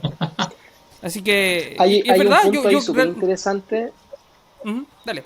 Perdón que te interrumpa, pero lo que estás hablando del hipervínculo de la Biblia, Jordan Peterson mostró esta imagen, se la voy a mostrar en un evento, él muestra esta imagen, la voy a mostrar también aquí, o después la pongo ahí en la pantalla, en donde dice que cada uno de esos palitos, que cada uno de estos, podríamos decir arcos, porque tiene muchos arcos internos, cada uno de estos es un versículo de la Biblia que tiene relación con otro versículo de la Biblia y otro con otro y otro con otro y otro con otro, y es literalmente el libro que tiene mayor hipervínculos, y el hipervínculo más antiguo finalmente es la Biblia. Sí, Ahora, perdón, quiero decir un puro paréntesis, perdón, antes que se me vaya, que creo que es muy importante, que creo que lo que tú estás mostrando de alguna manera, entre otras cosas, muestra, digamos, esta forma que tiene Dios de ver el tiempo, que es básicamente desde afuera. Dios ve el tiempo desde afuera, Dios no está sujeto al tiempo, y por lo tanto, para él el pasado, el presente y el futuro son una sola cosa. Y es por eso que creo yo que se manifiesta de esta manera, de una manera en que se interconectan las cosas de atrás para adelante, de adelante para atrás, y que no hay un orden, digamos, cronológico, porque estas palabras de Dios, para mí son muy curiosos, es muy, muy curioso. Volviendo para no irnos por las ramas, volviendo con el tema de Éxodo, estamos en el capítulo 2, tal como ahí pasó Cristóbal, al capítulo 2. Uno, preguntarles también qué es lo que aquí en este capítulo les llamó la atención. Y por otro lado, yo voy a aprovechar de comentar, ya que estoy hablando, y porque soy medio faraónico para estas cosas, entonces me pongo medio totalitario. Me llama la atención lo siguiente. En medio de la persecución a los niños hebreos, Dios, y también me hace pensar cómo habrá sido para la mamá de Moisés pensar en poner a su hijo? ¿Cómo llegó a ese pensamiento? O sea, mi pregunta es, ¿cuántas veces nos hemos enfrentado a situaciones que decimos, es que siento que Dios no me ha hablado o no tengo una palabra de Dios? Porque acá no vemos que se le haya aparecido un ángel, no vemos que haya tenido una hiperrevelación, el cielo se abrió y Dios le dio una visión y un sueño en donde le dijo, pon a tu hijo, ¿cachai?, en una cesta y tíralo al río. Entonces, como quizás le dio vueltas, no sabía si era de Dios o era de Dios o no, lo estoy embarrando, pero al final lo hizo. Entonces, como que en primer lugar me impacta a mí Amén. eso. Me impacta Mm. la decisión que ella toma de confiar en Dios y decir, como prefiero creer que lo puedo dejar acá en esta cesta, en el río, y que Dios se lo puede llevar al lugar que tenga que ir, a tenerlo acá conmigo y que acá me lo pillen y lo fileten. ¿Cachai? Y por otro lado, me llama mucho la atención el sentido del humor de Dios, eh, de que guardó literalmente a la persona que se iba a enfrentar con Faraón para liberar al pueblo de Israel bajo sus propias narices. Entonces, Mm. les abro ahí la opinión. Dale, papá. Bueno,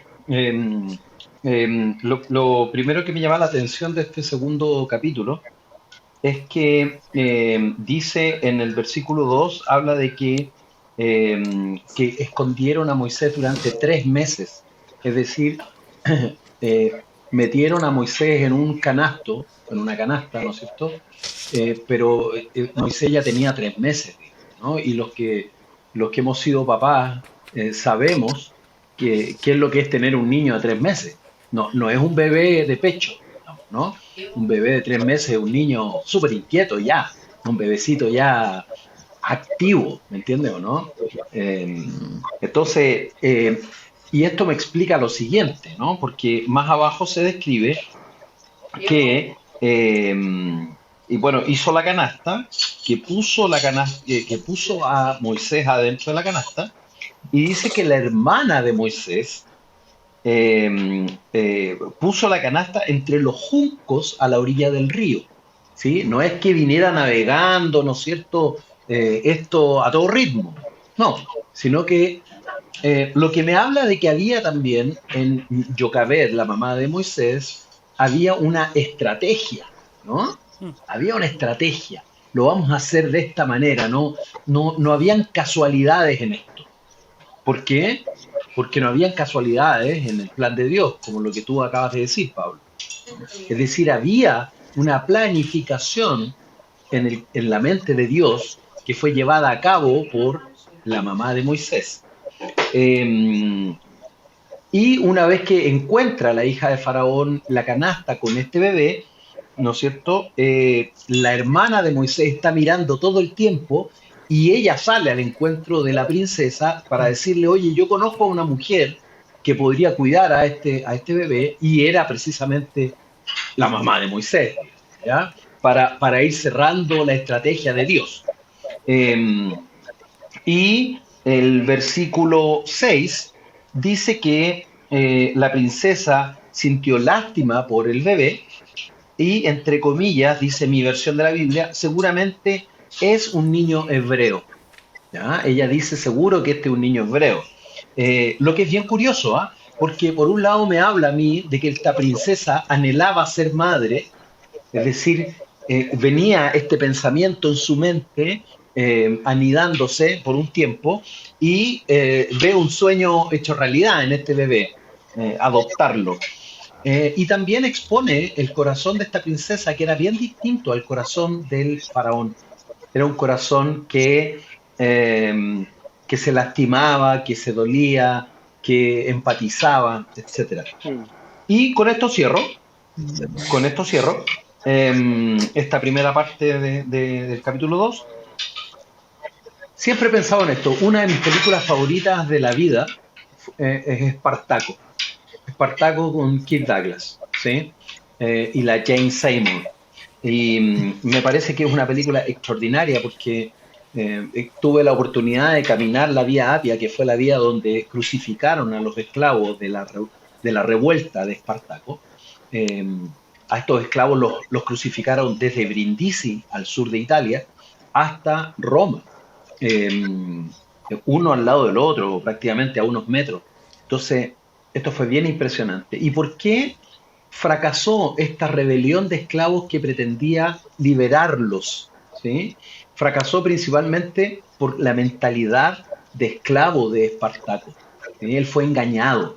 Él nunca pudo librarse de su mente de esclavo. Eh, no Kirk Douglas, el verdadero Espartaco. ¿Sí? Pero ¿por qué tuvo éxito este éxodo del pueblo de Israel de Egipto? Porque tomaron a un niño cuyo destino era la esclavitud y Dios lo levantó poniéndolo en un lugar de príncipe. Porque él necesitaba liberar a los esclavos no a través de la mente de un esclavo, sino a través de la mente, el corazón y el espíritu de un príncipe. De un príncipe. Tanto es así que en el versículo 14, un hombre que ve a Moisés le dice: ¿quién te nombró para ser nuestro príncipe? Es decir, aún los propios hebreos reconocían en Moisés a un príncipe. ¿Sí? Es decir, veían algo en él que no veían en ningún otro. Veían su destino, finalmente. Eso.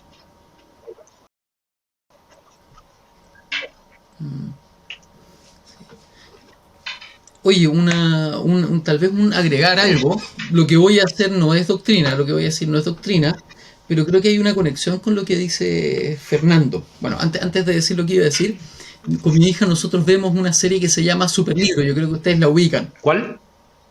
¿no? ¿Superlibro? ¿Superlibro? ¿No lo ubican? Sí. Oye, deberían verla. Bueno, que yo tengo, mi hija tiene como Sí. tiene 6. Lo conozco. Como mi hija tiene 6, ¿tú la cachai?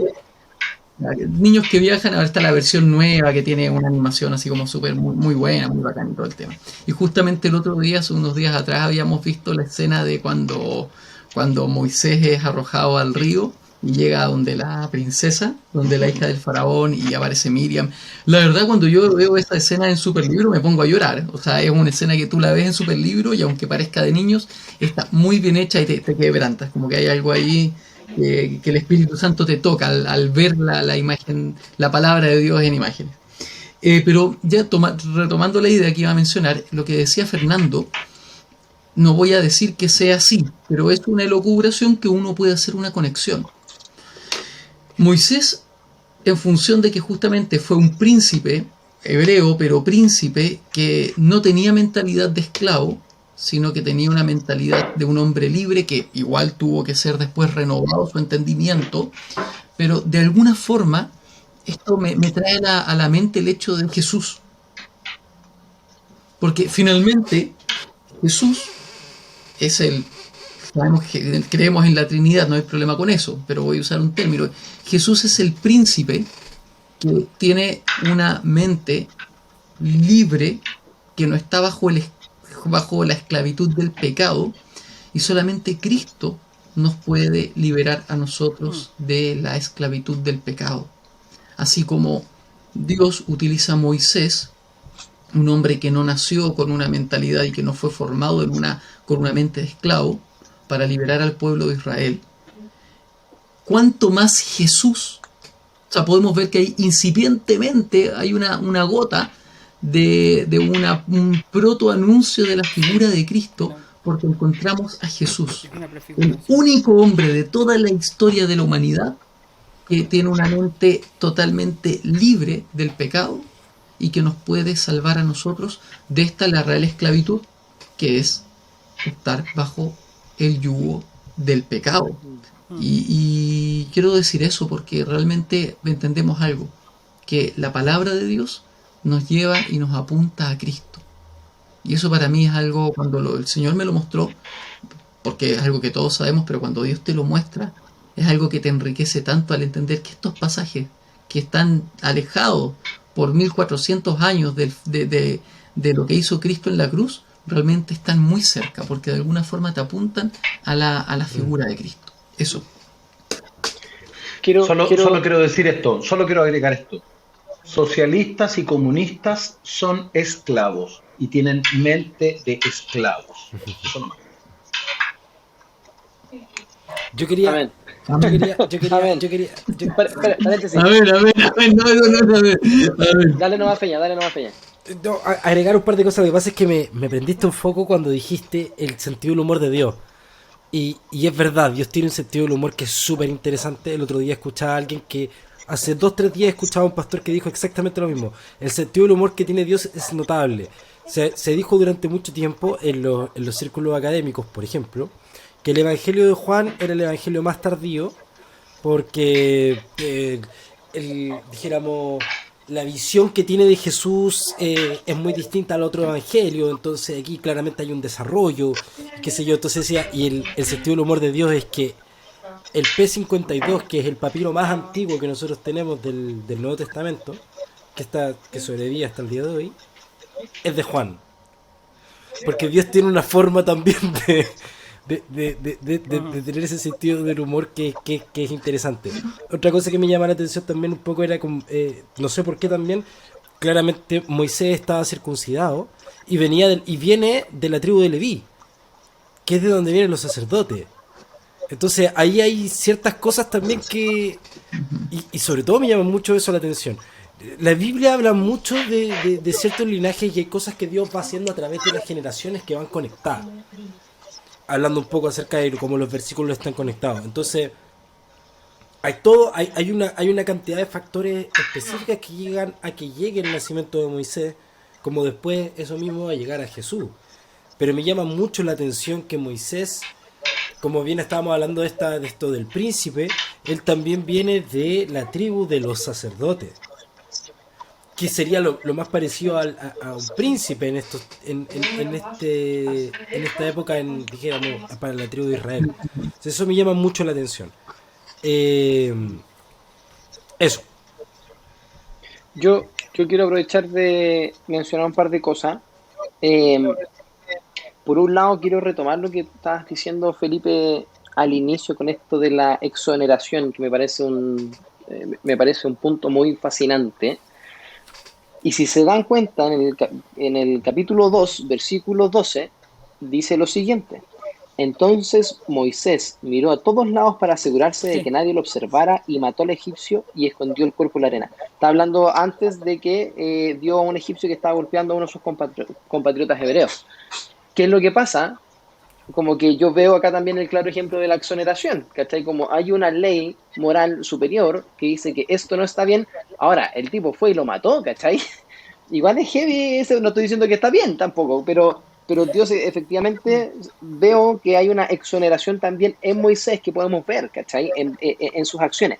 Y también es tremendo ver de que Moisés venía con un espíritu de rectitud, ¿se entiende? Como de ver aquellas cosas que se están haciendo como que están mal y hacer algo al respecto y no quedarse de brazos cruzados mirando, como claro. ocurre mucho en esta sociedad. Y esto tiene mucho que ver también con lo que estabas hablando también, Felipe, de ser valientes, de que como cristianos no es una opción quedarnos de brazos cruzados mirando y listo, oh, qué pena, y seguir nuestro camino. Vemos acá a un Moisés que tomaba acción y podía meter las patas, y Sí, había también gracias a Dios. Entonces, paréntesis, antes de escritor. Pasa lo mismo un poco más adelante en el 17, dice que se fue corriendo a Madián, que paréntesis, también ahí dice que eh, Faraón, acá está, tararara, dice que al día siguiente, perdón, me pasé acá. Acá, todos saben lo que hiciste. Efectivamente, en el versículo 15, el faraón se enteró de lo que había ocurrido y trató de matar a Moisés, pero él huyó de faraón. O sea, yo creo que faraón desde que la hija lo agarró, que sí, quería matarlo desde el tiempo uno. Entonces, esta fue la excusa perfecta para decir, acá lo aniquilo, ¿cachai? Y cuando llega al pozo, en Madián, dice que habían unos pastores y las echaron a las hijas de Jetro. Entonces Moisés se levantó de un salto, es decir, había algo dentro de él que ¡pum! lo hizo reaccionar, se levantó de un salto y las rescató de los pastores. Y luego le sacó el agua para los rebaños de las muchachas. Había algo en el reactivo de hacer, de meter las manos en la masa. Dale nomás, Cristóbal. Tenía la vocación, claramente. O sea, es evidente que tenía la vocación, pero yo unas cosas, esto es más como una especulación mía, pero yo lo que veo es que la primera manifestación que tiene Moisés como de esta especie de justicia, de esta especie de vocación de justicia que tiene, es básicamente un error. ¿Por qué? El que tenía que cometer, diré yo. ¿Pero por qué? Porque en el momento en que él intenta hacer este primer acto de justicia, pareciera ser que él se da cuenta de que no está haciendo algo muy bueno, porque por algo mira hacia un lado y hacia otro, y más encima los mismos hebreos se lo recriminan, le dicen así como, oye, ¿nos vas a matar a nosotros también acaso? Porque lo que hizo lo hizo por sí mismo, creo yo. Y como lo hizo por sí, básicamente lo que estoy diciendo es que creo que su primer acto de, entre comillas, justicia, fue más bien, digamos, una acción que no estaba precisamente guiada por Dios. Que no estaba precisamente fue más justicia por social. Es decir, lo hizo más como por él, pero no lo hizo en el nombre de Dios, diría yo. Creo que eso cambia más adelante, donde básicamente él mismo se da cuenta de que él no puede hacer esto por sí mismo, que hay ciertas cosas de las cuales él carece, y lo reconoce ante Dios, y Dios en ese momento le dice, no pasa nada, yo te voy a ayudar, yo te voy a entregar las herramientas. Pero eso no pasa antes, ¿cierto? Él simplemente actúa, y me parece que actúa, digamos, de una manera en la cual todavía no está con Dios, todavía no tiene la ayuda de Dios, digamos, de forma directa. Y se nota, creo que podría ser un ejemplo de este tipo de acción que uno... Es cuando uno piensa que uno puede ser bueno sin Dios. Creo que eso trae problemas. Que uno puede ser bueno por uno mismo. Creo que eso trae problemas. Cuando uno busca la bondad, pero por satisfacerse a uno mismo. Y eso trae problemas. Y diría yo que no es el caso cuando uno lo hace por Dios, básicamente. Eso que tenía ganas de decir. Dale, papá. Oye, bueno, mira, yo me pareció muy interesante algo que dijo Cristóbal, dijo vocación de justicia, lo anoté, me gustó mucho, porque yo creo que Moisés era un justiciero, ¿no? Toda su vida él quiso, y en esto se vincula con Dios, ¿me entiendes? Es decir, em, bueno, eso no me quiero adelantar, pero lo que quiero decir es lo siguiente. Cuando Dios lo llama, ¿no? Está en la zarza ardiente, entonces llama la atención, Moisés se acerca, qué sé yo, y le dice, he visto el sufrimiento de mi pueblo, todo lo que está pasando, qué sé yo, y ¿sabéis qué? Los vamos a rescatar, entonces vas a ir tú y los vas a liderar. Pero ¿por qué pasa esto? ¿Por qué es Moisés la persona correcta? Porque lo que ardía en el corazón de Dios era exactamente lo que ardía en el corazón de Moisés, ¿sí? Es decir, se vinculaban, había un puente, un link, un match, ahí en ese punto, ¿sí? En la justicia correcta. Entonces, por eso es elegido, y eso podríamos extrapolarlo, ¿no es cierto?, hoy a un poco lo que nos pasa. ¿Por qué? No sé, pongo un ejemplo, ¿por qué el Feña ha sido tan usado por Dios en temas políticos, de libertad, qué sé yo? Porque es algo que arde en el corazón del Feña, pero al mismo tiempo eso arde en el corazón de Dios. Nada es casual, ¿entiendes? Entonces hay una vinculación que se hace muy poderosa, y nuevamente hablo de lo relacional en esto, ¿ya? Pero quiero explicar, hay dos versículos. En el versículo 11 de Éxodo 2, dice, muchos años después, cuando ya era adulto, dice, Moisés salió a visitar a los de su propio pueblo. Y después en el 13, dice, al día siguiente, cuando Moisés salió de nuevo a visitar a los de su pueblo. Mira lo que pasa aquí. Es decir, Moisés, un príncipe egipcio, ¿no? Entre comillas, Fue Lo único que hacía parece que este ñato era ir todos los días a visitar a los de su pueblo. Ajá. Oye, ¿qué vaya a hacer hoy día? Visitar a los de mi pueblo. Y mañana, visitar a los de mi pueblo. ¿Cachai o no? Es decir, había una sed de Moisés de identificación, de visitar a su pueblo, de bañarse en la cultura, de sentirse unida. Ahora, es muy curioso. ¿Por qué? Y con esto termino. Porque Moisés, a todas luces, tú lo veías y era un egipcio. No, porque él iba a visitar a su pueblo, se vestía de una manera, se ponía la Biblia aquí como todos los cristianos debajo del brazo, se ponía tal zapatito, hablaba de tal manera, era políticamente correcto en la iglesia. ¿No? No, este no era Moisés. Moisés era un egipcio a todas luces. ¿Por qué? Porque en el versículo 19, ¿no es cierto? Explican que un egipcio, dicen una de las hijas, nos rescató de los pastores. No hablan de un hebreo. Es decir, la primera visión que tú tenías de este hombre era un egipcio. Sin embargo, era Moisés. Eso quería Claro, decir. paréntesis. Hanson Taylor. Moisés sabía que eran sus hermanos, los hebreos. ¿Pero por qué sabía? O sea, yo me imagino que sabía porque alguien le tiene que haber contado. Y yo sospecho que el faraón no lo trataba precisamente como si fuese egipcio. Es por eso que creo que a la primera que tuvo la... Ahí puedo hacer la... Puedo tratar de responder esa Sí, pregunta. claro. Sí. Dale. Sí, es que la respuesta es relativamente sencilla y todo más o menos los estudios que yo he encontrado, y no decir serio porque me imagino que los estudios en general son serios, es que como muy bien se dijo en un principio, Moisés estaba circuncidado, Mm. que esa es una práctica exclusiva de los judíos.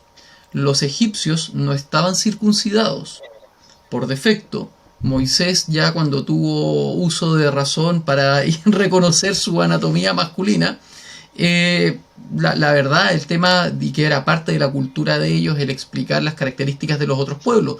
Los egipcios en este sentido, y un faraón o un príncipe faraón, un príncipe de la casa de faraón tendría que haber sido una persona culta, y por defecto él tendría que haber sabido el tema de de que se circuncidaban los hebreos, y además él estaba circuncidado. O sea, no había por ninguna parte que Moisés no supiera que él era de base y de linaje realmente judío.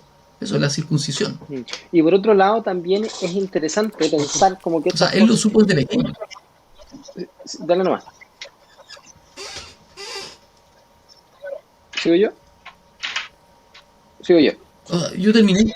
Es interesante también ahí tomar de que todas estas cosas siento que se interlazan en el sentido de que, claro, tenemos un Moisés que se veía como un egipcio, que creció en el palacio de Faraón, pero que lo más probable, como dijo Cristóbal, Faraón no lo trataba como un igual, porque incluso él mandó a matar a los varones hebreos, se le coló debajo de sus narices, que él evidentemente supo, y a la primera instancia, como mencioné antes, que excusa para poder tomar su vida, la tomó, y trató de tomarla.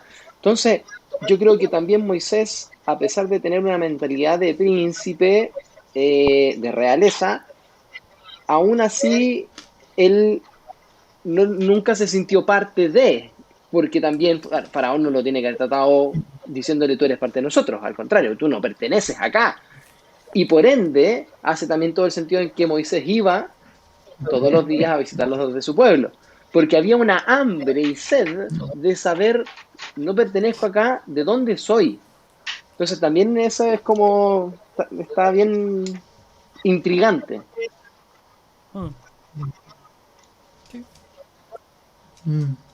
¿Dale? Yo solamente resaltar, porque yo soy el tipo de persona que se preocupa de esto, ¿no? Pero aquí sale en el capítulo 2, dice que cuando las muchachas volvieron a la casa de Reuel, su padre, les preguntó, y después cambia el nombre a Yetro. Y la consabida pregunta es, bueno, ¿se llama Yetro o se llama Reuel? Hasta donde pude, porque esto sí lo investigué, porque para este tipo de cosas yo soy bastante tontito, entonces a mí me gusta saber. Resulta que, según los comentarios rabínicos desde la misma Torah, ellos te dicen, mira, Yetro tiene varios nombres. Uno de esos es Yetro y el otro es Jobab, que sale en otras partes de Éxodo y que también sale en Deuteronomio, si no me equivoco. Te dice que, por ejemplo, cuando tú te vas a los linajes que salen un poquito más adelante, te habla de... Déjame ver si lo puedo encontrar. En una parte hace linajes de nuevo. Y cuando hace estos linajes te dice, mira, estos son los hijos de cada una de las casas. Y te dice que Gerson se casa con la hija de Ahab, si no me equivoco. Bueno, ahí después lo buscaré y te diré dónde está. En Números, mucho más adelante, hablando de linajes, dice Jobab, hijo de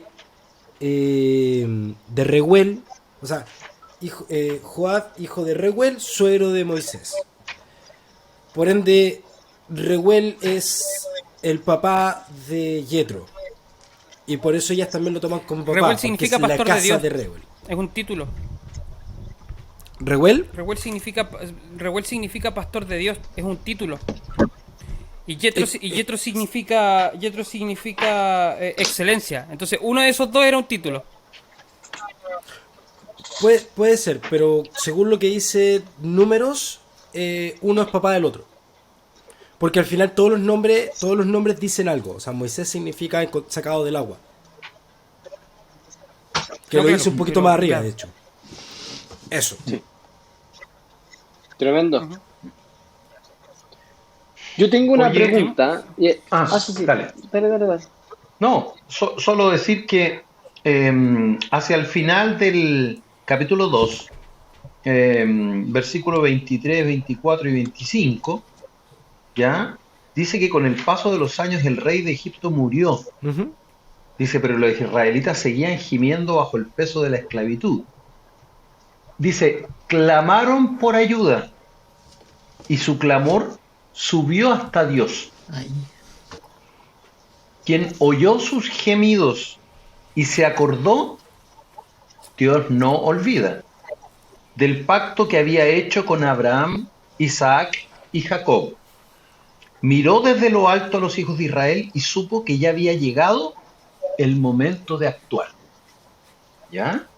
Entonces, a mí me llama la atención este pasaje, porque puede ser que Dios no se acuerde, No. ¿sí?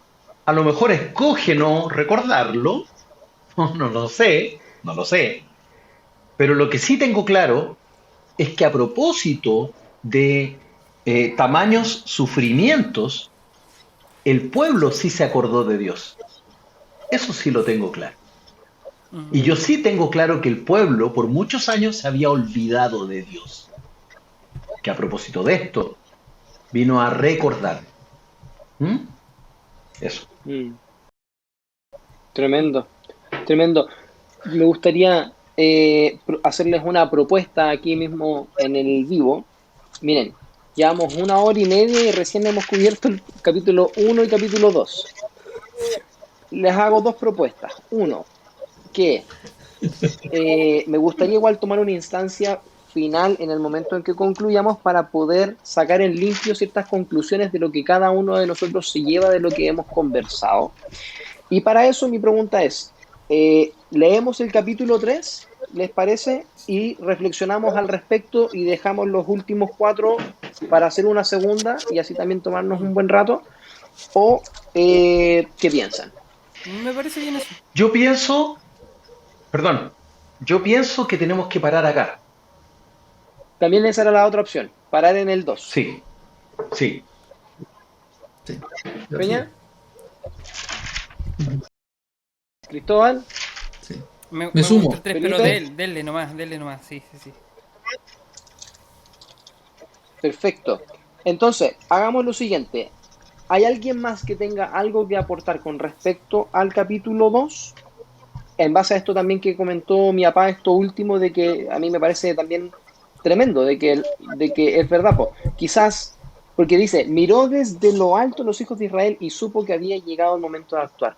¿Cuándo llegó el momento de actuar? Cuando el pueblo se acordó de Dios. Exactamente, Amén.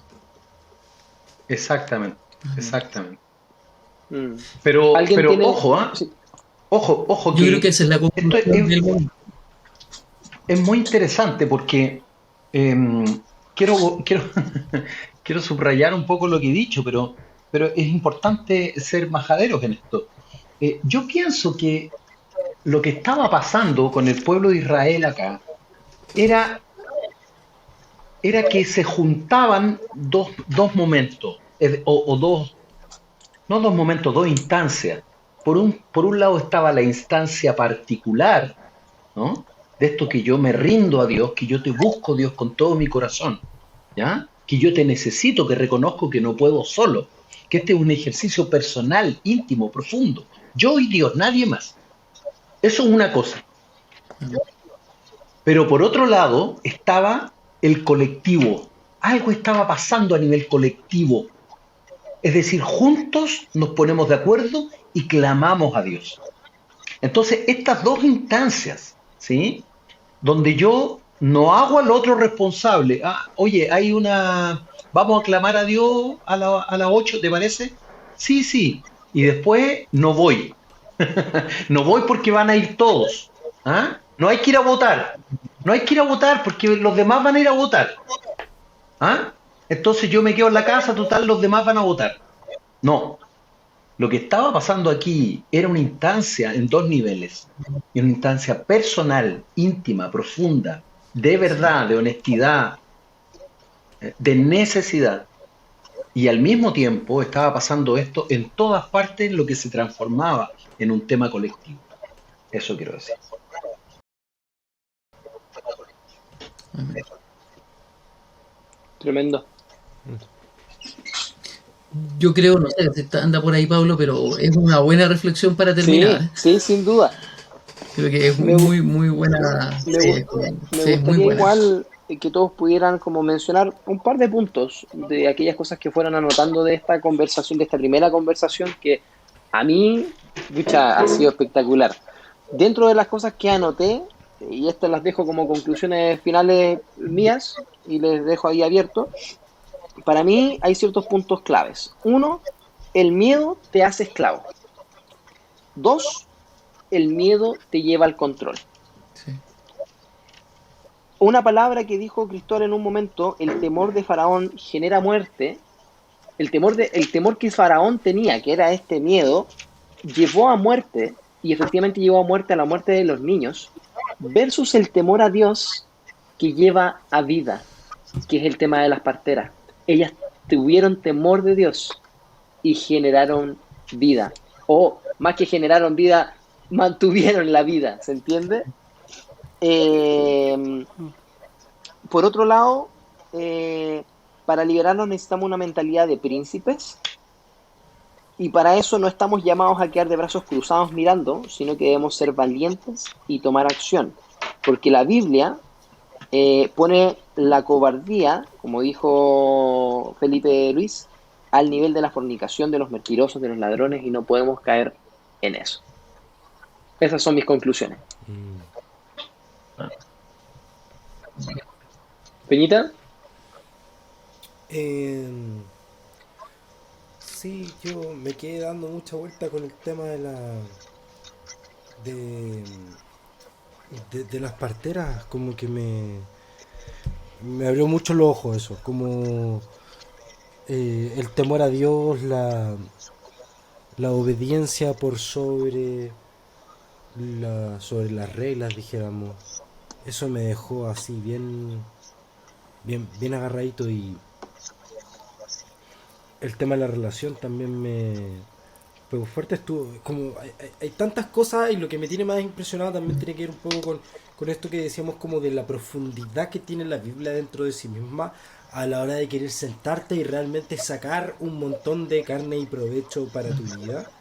Donde tú desde 2 capítulos pues también tú estás yo me pasa, yo no sé si les pasa a ustedes, pero yo mientras lo estoy leyendo estoy viendo a Jesús, estoy viendo a Dios hilar, tirar puntadas para traer la salvación del mundo y cómo va hilando y diciendo, mira, prepárense porque así lo voy a hacer. Y en la historia de Moisés hay mucho de Jesús aquí fuertemente, como la tanto este rol fundamental que tienen las mujeres en esto. eh, hay demasiadas cosas aquí que son heavy, pero me quedo un poco con eso, me quedo con, con, con, con tener el temor correcto, con tener el temor correcto, eh, porque eso te va a llevar a tomar buenas decisiones. Y, y un poco también ver cómo, que es algo que no tocamos, pero que yo sí encuentro súper heavy, y que con esto voy a cerrar, que es que Dios usó a un asesino y a unas mentirosas para sacar al pueblo de Israel de Egipto. O sea, de repente nosotros pensamos que nosotros tenemos que estar como en una especie de vida espiritual perfecta, dijéramos, para que Dios pueda usarme, ¿no? De que Dios, de alguna manera, porque es la gracia que tiene Dios siempre, ¿no? Porque estas cosas se hacen con el poder de Él, con la fuerza de Él. Él es el que te justifica. Entonces, eso no quería pasar la conversación sin tocar ese pequeño tema, que me parece también súper importante. Eso. Sí. ¿Puedo? Dale, Cristóbal. Bueno, yo diría también que lo que más me queda, no llegué con esta intención, pero en esta conversación nació ese interés por el temor de Dios, básicamente. Me llama un poco la atención porque otra cosa en relación a lo que dijo el Feña, que eligió un asesino y a unas mentirosas, ¿cierto? Ok, pero resulta que pareciera ser que ese asesino y esas mentirosas, digamos, tenían el corazón en el lugar correcto. Porque la pregunta es ¿por qué hicieron lo que hicieron?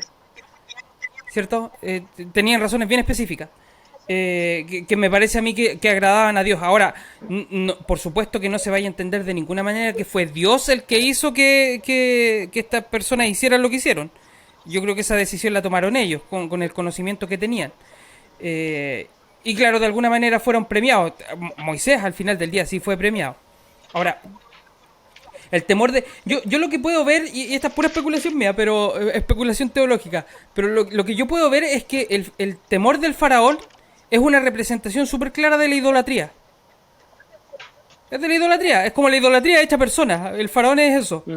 ¿Por qué? Porque resulta que su temor es distinto del temor de Dios. Y por definición, cualquier temor que no sea un temor hacia Dios, de Dios, es idolatría. No hay otra opción. Es como lo que yo siempre digo, que cualquier cosa que esté fuera del cristianismo es idolatría, básicamente. Porque no hay otro camino. El único camino es Dios. Si alguien toma un camino diferente, por definición va a estar idolatrando. Así que lo que estaba haciendo el faraón era idolatrando, era la idolatría. Y eso te lleva a la muerte. En cambio, el temor de Dios, que es el camino verdadero, porque Dios es la verdad, te va a llevar a la vida. Y se nota más o menos rápido, porque resulta que las parteras, digamos, evitan que Moisés muera. ¿Y qué es lo que pasa? Que nace el niño, puede nacer el niño. Inmediatamente te están diciendo que el temor de Dios produce vida. O sea, es bastante claro, y para mí eso es bastante potente, es como... produce vida, y no solamente el temor de Dios también, digamos, de alguna manera enruta las cosas. Cuando la gente tiene a Dios en su mente, por ejemplo, tú mencionabas que la mamá de Moisés, al poner a su hijo, de alguna manera tiene que haber confiado en la providencia de Dios. Tiene que haber confiado. Y es por eso que de alguna manera las cosas terminan saliendo relativamente bien. O sea, Moisés tiene la oportunidad de vivir y de manifestar la voluntad de Dios. Eso, creo que eso es lo que más me queda... Ah, y lo último, y aquí termino. Que el Feña también mencionó la idea de que cómo se van hilando las cosas. Yo creo que Dios de ninguna manera puede ser llamado maquiavélico. Lo que yo creo es que Dios es tan sabio, es tan increíblemente... sabe tanto... A ver, ¿cómo lo digo? es tan sabio, creo que es una buena forma de decirlo. Dios es tan sabio, es tan competente, que es capaz de sacar un bien de cualquier mal. No es que Él produzca los males, pero siendo que los males están ahí, Dios es tan increíble que es capaz de sacar bienes tremendos de esos males. Como por ejemplo el nacimiento de un niño en una situación en la cual no debió haber nacido. Aún así Él lo logra, porque es Dios. Y yo creo que nadie... El hecho de que la gente encuentre este tipo de historias sorprendentes es básicamente porque creo que nadie diría, sí, seguramente yo hubiese podido hacer algo así. Yo hubiese podido, digamos, maquinar una situación como esta. No, no. Eso, entonces está el temor del temor de Faraón, que creo que es la idolatría, el temor de a Dios, que creo que es, digamos, básicamente el seguir el camino de la verdad, el camino de la vida. Y eso es lo que tengo que decir. La ha pasado muy bien, por cierto. Tremendo. ¿Papá o Felipe? Puedo yo, pero es para que terminemos con la reflexión de Fernando. Ya. Bueno, yo quisiera ver, igual que Cristóbal, tengo que decir que ha sido un tiempo bastante agradable y me voy muy bendecido, muy bendecido. Así que yo de antemano le agradezco acá a estos contertulios que he tenido la bendición de conocer hoy y con quien he tenido la oportunidad de compartir. Gracias, chiquillos, de verdad una bendición poder estar compartiendo con ustedes. Sobre eso, para terminar, lo que a mí me tocó de todo esto finalmente es el tema de la relación.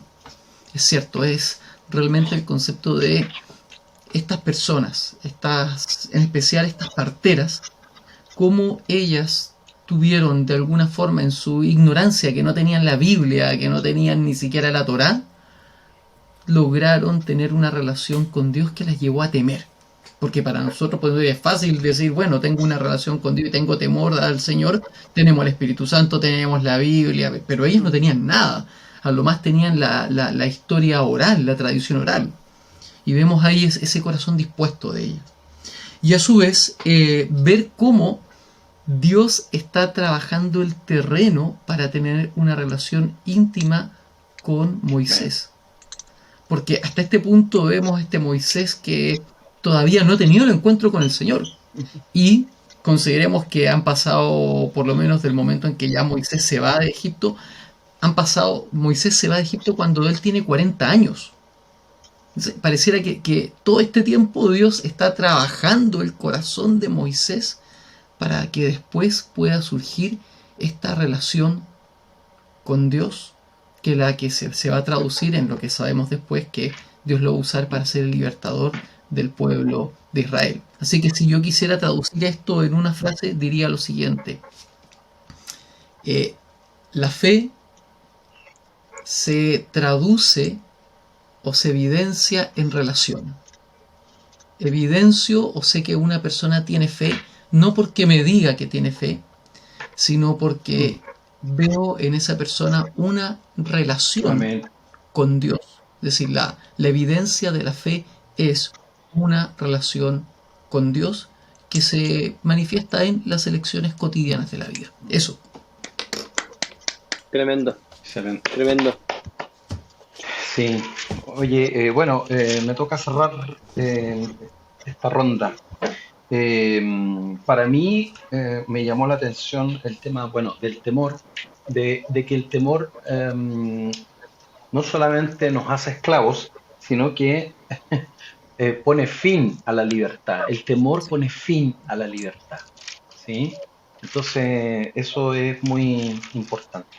Oye, y hacer un par de reflexiones a partir de lo que ustedes han dicho y de lo que hemos compartido en estos dos primeros capítulos de Éxodo. Lo he pasado muy bien también, me divirtió mucho, me entretiene y escucharlo es una bendición. Me pasa que estamos viviendo en un periodo, incluso Agustín Laje está por sacar su nuevo libro de la generación idiota. Estamos rodeados de gente idiota, y una de las características de esta generación de idiotas es que se creen superiormente o sea, moralmente superiores, ¿sí? Se creen moralmente superiores. Entonces, ojo cuando llamamos mentirosas a las parteras y asesinos a Moisés, porque yo digo, ¿quién no es mentiroso? ¿Ah? ¿Quién no ha mentido? Eh, porque nunca dependerá de nosotros, nunca. Esta historia depende de Dios de principio a fin. ¿Sí? Él nos sustenta, Él nos sostiene, Él nos lleva en el hueco de su mano con todas nuestras imperfecciones. ¿Sí? Entonces, desde ese punto de vista, eh, y esto me hace volver, ¿no es cierto?, a poner el acento y subrayar el tema de lo relacional, ¿no? Porque eh, la Biblia habla de que David, el rey David, tenía un corazón conforme al corazón de Dios, ¿no es cierto? Pero el currículum de David era más bien un prontuario, ¿sí? Más que un currículum, era un prontuario, es decir, el gallo tenía todos los papeles manchados. Entonces, ¿cómo llega Dios a decir esto de David? Era porque había una relación, ¿sí? Y el tipo era crudamente honesto respecto a sus propias desventuras, ¿no? Y a sus propias cuitas. Entonces, desde ese punto de vista, yo pienso que esto tiene que ser una lección para nosotros de humildad, de humillación. El otro día conversaba con mi esposa y yo le decía, es tan bueno cuando viene Dios a refrescarme respecto a cuál es mi lugar. Y no estoy diciendo que sea el lugar de todos, pero al menos el mío, ¿no? Que mi lugar es el lugar de la humildad y de la humillación. Solo así Él podrá exaltarme, como dice su palabra, ¿no? Eso. Y con esto cierro. Eh, Me gusta esto de que hayan pasado 40 años entre que Moisés sale de Egipto, vive en Madián y regresa, ya activo para cumplir su labor de libertador. Eh, Me gusta, ¿por qué? Porque, porque Moisés fue escogido por Dios, pero no fue puesto automáticamente en el lugar de privilegio, ¿no? Sino que tuvo que pasar un proceso. Seguramente en ese proceso muchas veces Moisés pensó sobre sí mismo, a lo mejor Dios se arrepintió, a lo mejor Dios está cachando que yo no soy bueno para hablar, de que soy más bien tímido y que a veces tartamudeo, no sé, que soy medio visco o que ya me estoy quedando pelado. Eh, y a lo mejor Dios está pensando en otro, ¿cachai? No sé.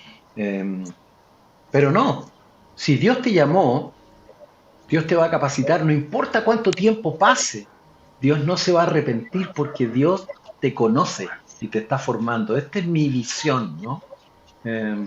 Eso va a cerrar nomás. Eso.